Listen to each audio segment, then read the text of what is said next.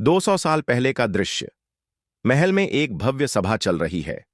रानी चंद्रिका सच्चाई की प्रतीक है। राजा बलवीर सिंह सत्ता और क्रूरता का राक्षसी चेहरा। राजा रानी पर जासूसी का झूठा आरोप लगाता है। राजा बलवीर सिंह गर्जना करता है, जो रानी पति से छुपकर न्याय चाहती है वो इस आग में भस्म होगी।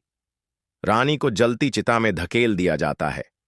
चंद्रिका की आंखों से आंसू नहीं, आग बहती है। वह श्राप देती है। रानी चंद्रिका, बलवीर, आज मैं मरी हूं, कल तू जलेगा, और जब तक मेरी सच्चाई जिंदा है तू मोक्ष नहीं पाएगा। कि वापसी एक research team dark minds show के लिए महल में आती है। उनमें से एक युवती अन्वी आत्माओं से संवाद करने की क्षमता रखती है। हम आज रात इस शापित महल में रहेंगे और देखेंगे कि क्या आत्माएं वाकई होती हैं। रात के 3:03 पर अचानक महल की दीवारें हिलने लगती हैं।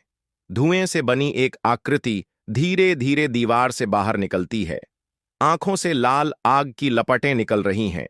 बलवीर सिंह की आत्मा का पहला हमला। टीम का सदस्य रोहित बाथरूम में अकेला होता है। आईने में राजा का अक्स दिखता है, पर चेहरा जला हुआ, आंखें अंगारे जैसी। राजा की आत्मा, धीमी और गूंजती आवाज, तुम कौन होते हो मुझे ढूंढने वाले? मेरा अतीत इसी दीवार में दफन है। आईना टूटता है। रोहित चीखता है। खून दीवारों पर फैल जाता है। अन्वी का कनेक्शन। अन्वी को दिखता है कि रानी की आत्मा मदद मांग रही है। रानी की आत्मा, फुसफुसाहट। वो अब सिर्फ आत्मा नहीं रहा, वो आग बन चुका है। अन्वी को समझ आता है कि राजा की आत्मा सिर्फ किसी की हत्या नहीं कर रही, वो उन सबको मिटा रही है जो इतिहास में सच लाना चाहते हैं। टीम तहखाने में पहुंचती है जहां राजा बलवीर की लाश कभी बंद की गई थी। जैसे ही वे दरवाजा खोलते हैं, काले धुएं की आकृति पूरे कमरे में भर जाती है। दीवारें लाल हो जाती हैं।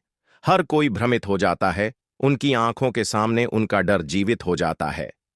राजा बलवीर सिंह की आत्मा चिल्लाते हुए, मैं राजा था, हूं, और इस किले का एकमात्र स्वामी रहूंगा।